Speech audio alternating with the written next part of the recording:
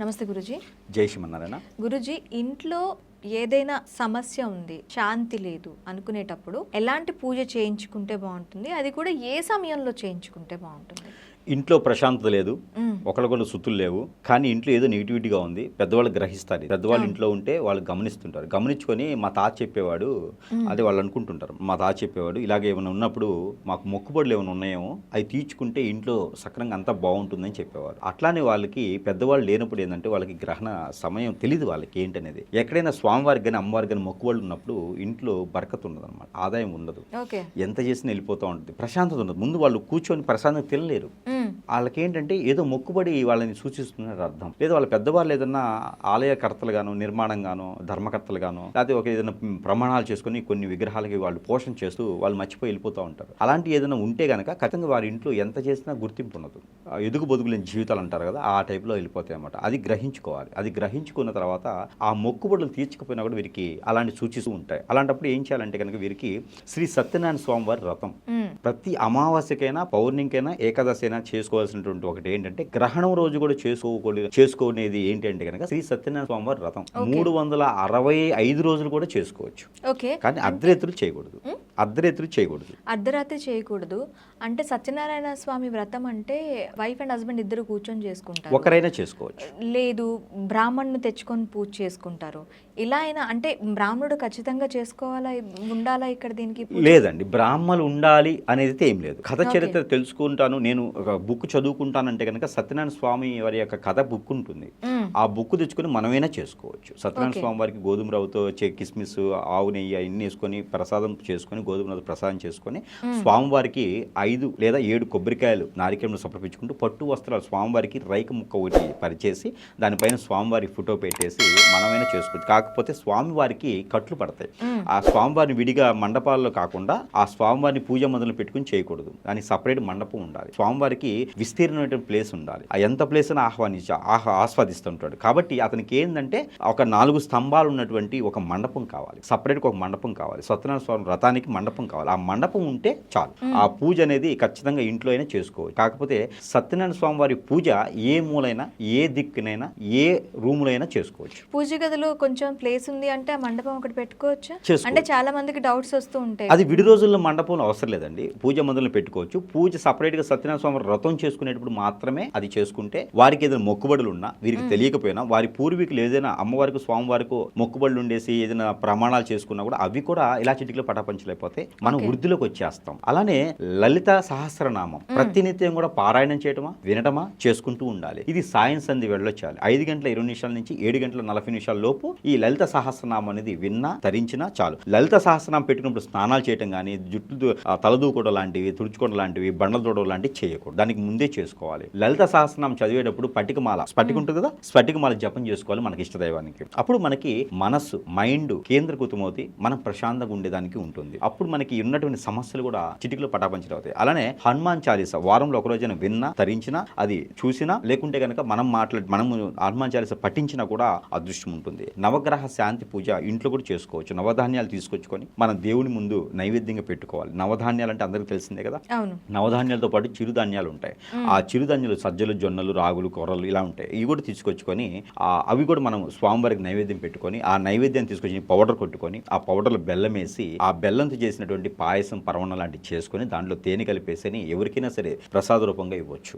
ఇవన్నీ కూడా చేస్తే ఇంట్లో ప్రశాంతంగా ఉంటుంది. ప్రశాంతతతో పాటు డబ్బులు ఉంటాయి, బరకత ఉంటుంది, అన్ని రకాల శుభకార్యాలు జరుగుతాయి. ఎన్నో రకాలుగా పెళ్లి అవ్వట్లేదు, ఇంట్లో ఏం అర్థం కావట్లేదు, నేను కోటేశ్వరుని ఉన్న, అపర కోటేశ్వరుడు నా పిల్లని ఇచ్చేవాళ్ళు లేరు అనుకునే చాలా మంది ఉన్నారు. ఇవన్నీ కూడా పితృదోషాలతో బాధలు, ఇష్టాలు లేకుండా ఆ పితృలకు ఏం చేయకుండా ఉంటారు. చేసినా కూడా వారికి ప్రతిఫలం ఉండదు, వారి కోరికలు ఏవో తీర్చుకుని ఉంటారు. ఇంట్లో ప్రశాంతత ఉండదు. అప్పుడు కాలసర్పదోషం, నాగదోషం, కుజదోషం ఉందనుకోండి, ఇంట్లో ప్రశాంతత ఉండదు. కొడుకుంటాడు, మాట వినడు, చెడిపోయి ఇబ్బంది పడతా ఉంటారు ఫ్రెండ్స్ తో. వినరా బాబు అంటే వినరు. ఈయనకి బయటికి వెళ్తేనేమో పరపతి ఉంటుంది, కొడుకేమో నాశనం అయిపోతూ ఉంటాడు. ఇలాంటి వాళ్ళందరికీ కూడా సత్యనారాయణ స్వామి వారి వ్రతం కానీ, శ్రీ వెంకటేశ్వర స్వామి వారి యొక్క నోము కానీ ఉంటుంది. అది 7 వారాలు చేయాలి, శనివారాలు. 7 శనివారాలు నోము నోచుకొని 7వ శనివారం కనుక మనకు తెలిసిన వాళ్ళని, బంధుమిత్రులు భోజనాన్ని పిలిచి భోజనాలు పెట్టుకొని, ఇది సాయం సంధి వేళ చేయాలి. శనివారమే చేయాలి. నక్షత్రంతో, రాశితో సంబంధం లేదు. ఇది గనక సాయం అలయన్స్ అందు వాళ్ళు చేసుకుంటే కనుక వారికి పోయినటువంటి అదృష్టం, దశల నుంచి వచ్చే అదృష్టం, పూర్వీకుల నుంచి వచ్చే అదృష్టం ఏదైతే కోల్పోయారో అవి మొత్తం కూడా చిటికలో పటాపంచలేపోయేసి మొత్తం వచ్చేస్తుంది వీరి దగ్గరికి. ఇది శ్రీ వెంకటేశ్వర స్వామి వారి నోము, ఇది చేసుకోవాలి. అలానే లక్ష్మీ నరసింహ స్వామి వారి కళ్యాణం, ఇది ఇంట్లో కూడా చేసుకోవచ్చు, ఆలయాల్లో కూడా చేసుకోవచ్చు. ఇది దీనివల్ల నా ప్రయోజనం ఏంటంటే ఆర్థిక ఇబ్బందులు, ల్యాండ్స్ ఇష్యూస్ అంటే రియల్ ఎస్టేట్ రంగాల్లో ఉన్న వారికి, భూముల మీద ఆదాయం వచ్చేది అనుకుని నష్టపోయే వాళ్ళకి, మీ ఆస్తులు ఎవరి దగ్గర నుండి అవి రాలేకపోతుంటే అన్నదమ్ముల మధ్యన ఆస్తి తగదాలు గొడవలు అవుతూ ఉంటాయి, ప్రాపర్టీస్ ఇష్యూస్ ఉంటాయి, ఈ అందరికీ కూడా సకాలంగా తీరిపోతూ ఉంటాయి అనమాట. పంట భూములు ఎంత పండించినా పండట్లేదు, ఏదో దిష్టి దోషం ఉందంటే ఈ యొక్క లక్ష్మీ నరసింహ వారి కళ్యాణం చేసిన తర్వాత శంఖంలో పోసినటువంటి తీర్థం కానీ లేకపోతే అక్కడ కలిసిన పెట్టినటువంటి నీరు కానీ ఉంటుంది, అవి తీసుకుని వెళ్ళేసి ఆ పొలంలో చల్లితే అష్టైశ్వర్యాలు పండుతాయి, అందులో ధనధాన్యాలు పండుతాయి, అందులో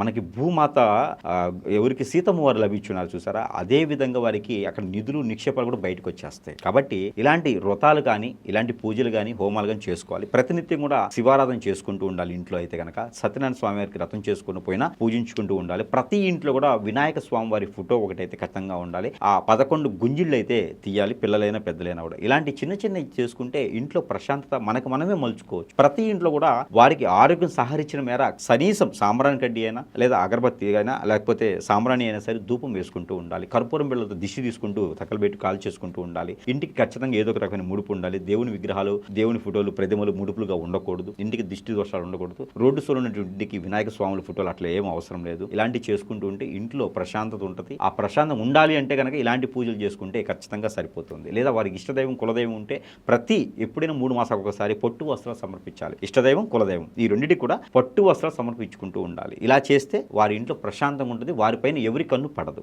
అంతేగాని ఏదో దగ్గరికి వెళ్ళేసి లక్షల రూపాయలు ఊహించుకున్నా కూడా ప్రయోజనాలు లేవు. చిన్న చిన్న పరిహారాలతో కూడా మనం అదృష్టవంతులయ్యేదానికి ఎక్కువ అవకాశాలు ఉన్నాయి. ఇప్పుడు నెగిటివ్ ఎనర్జీస్ గురించి మీరు చెప్తున్నారు. ఓకే, మరి దానికి పరిహారం మీతో చేయించుకోవాలి అంటే ఎలా? నెగిటివ్ ఎనర్జీ ఉంది అని మనకు తెలిస్తే ఫస్ట్, ఇప్పుడు గురువులు చాలా మంది ఉన్నారు, దాంట్లో దొంగ స్వాములు ఉన్నారు, మంచివారు ఉన్నారు. వాళ్ళ వల్ల మాకు పేరు పోతుంది, మా వల్ల వారికి ఏం పోతుందో తెలియదు, కానీ వాళ్ళకి ఆదాయం పోతుంది. ఖచ్చితంగా అదే ఉంది. కాకపోతే ఇక్కడ ఏంటంటే మనల్ని సంప్రదిస్తే మన దగ్గర ముందు వారికి ఉన్న సమస్యకి పరిష్కారం అయితే దొరుకుతుందని ఖచ్చితంగా చెప్పొచ్చు. ఇక్కడ ఎవరికైనా కావాలంటే కూడా సంప్రదించవచ్చు. ఈ నెగిటివ్ని గుర్తుకోవాలి, ముందుగా వాళ్ళు గుర్తించుకుంటే చాలు. గుర్తించుకుంటే మన దగ్గరకు వచ్చే సమస్య పరిష్కారం దొరుకుతుంది. ఎలాంటి సమస్యకైనా సరే పరిష్కారం ఖచ్చితంగా దొరుకుతుంది. ఆరోగ్య సమస్య వస్తుంది, ఇప్పుడు మనిషి ఆరోగ్య సమస్య ఎక్కడ వచ్చింది, మనకి లివర్ కానీ, కిడ్నీ కానీ, యూట్రస్ కానీ, గర్భసంచి కానీ, లేదా ఇంట్లో ఏదైనా సమస్య, బ్యాక్ పెయిన్, షోల్డర్ పెయిన్, అలానే తలనొప్పి వస్తుంది అంటే ఇవన్నీ కూడా ఆరోగ్య సమస్యలు అనుకుంటారు. కాదు, ఇవన్నీ నెగిటివ్ వల్ల కూడా వస్తాయి. సరిగా తినలేకపోతున్నాడండి, ఎక్కువ పాస్ట్ వెళ్తున్నారు, కిడ్నీ సమస్య అంటున్నారు, ఇవన్నీ నెగిటివిటీలో వస్తాయండి. లోపల గర్భం ఏర్పరచుకుంటాయి, అవి ఆ నెగిటివిటీ స్థానం ఏర్పరచుకుంటుంది కదా, అవన్నీ కూడా నెగిటివిటీలో వస్తాయి. గ్రహించుకోవాలి అందరూ. హాస్పిటల్కి వెళ్ళే ముందు గురువు దగ్గరికి సంప్రదించండి. అలాంటి పెద్ద పెద్ద సమస్యలు వచ్చినాయి, దానికి పరిష్కారం ఆపరేషన్ అంటున్నారు అన్నప్పుడు కత్తి పెట్టక ముందే గురువు దగ్గర రండి. గురువు దగ్గర సొల్యూషన్ మీకు 100% దొరుకుతుంది. ఇక ముదిరిపోయింది అంటే క్యాన్సర్ లాగా 4th స్టేజ్కి వచ్చేదాకా ఉన్నారనుకోండి, ఖచ్చితంగా దానికి ఒకటి గుర్తుపెట్టుకోండి, ఆస్తమా కానీ, టీబీ కానీ, క్యాన్సర్ కానీ ఉన్నాయి. ఇవి తగ్గినటువంటి జబ్బులు కదా. అసలు జబ్బులు రావడానికి కారణమే ఈ ఆత్మలు. ఈ జబ్బులు రావడానికి కారణమే ఇంట్లో ఉన్నటువంటి ధనపిశాచులు, కొరివి దెయ్యాలు ఇలా ఇంటికి ఆవహిస్తూ ఉంటాయి. ఇంట్లో ఒంటరిగా ఉన్నప్పుడు, ఇంట్లో ఏదో పని చేసుకున్నప్పుడు మైండ్ సెట్ ని కొట్టేస్తాయి మందు, ఈ మైండ్కి ఎక్కేస్తాయి. ఈ మైండ్కి ఎక్కేసింది కాస్త లోపలికి వెళ్ళిపోతాయి, లోపలికి వెళ్ళి కిడ్నీలో ఉండిపోతాయి అనమాట. ఈ లివర్, కిడ్నీస్ పాడు చేస్తాయి. దానివల్ల మనకి చాలా మందికి వెరికోస్ వస్తుంది, నరాలు ఇది ఉంటుంది అనమాట. అవన్నీ కూడా లోపలుండి మనకి తెలియనటువంటి ఒక నెగిటివిటీ ఆత్మలు ఉంటాయి. ఆ ఆత్మల ద్వారా వచ్చేవి మాత్రమే. ఇవన్నీ కూడా గ్రహించుకుంటూ, గమనించుకుంటూ గురువు దగ్గరికి వెళ్తే మాత్రమే సొల్యూషన్ దొరుకుతుంది. కానీ హాస్పిటల్కి వెళ్ళారంటే వెళ్తూనే ఉండాలి. కాబట్టి ప్రతి ఒక్కరు కూడా గ్రహించుకోవాల్సింది ఏంటంటే ఫస్ట్ మన సమస్య వచ్చిందా గురువుని సంప్రదించండి. గురువు గారు నిజంగానే నీకు హెల్త్ ఇష్యూ ఉంది, వేరే లేదంటే అప్పుడు హాస్పిటల్కి వెళ్ళండి. ఆ ఎంచుకునేది కూడా గురువుని మంచి వాళ్ళని ఎంచుకోండి. ఇది నా సలహా. Okay, thank you. సో మీలో ఎవరికైనా సురేష్ బాబు గారిని కాంటాక్ట్ చేయాలి, మీ సమస్యలు తీరాలి అని అంటే స్క్రీన్ పైన స్క్రోల్ అవుతున్న నెంబర్కి కాల్ చేయండి. నమస్తే.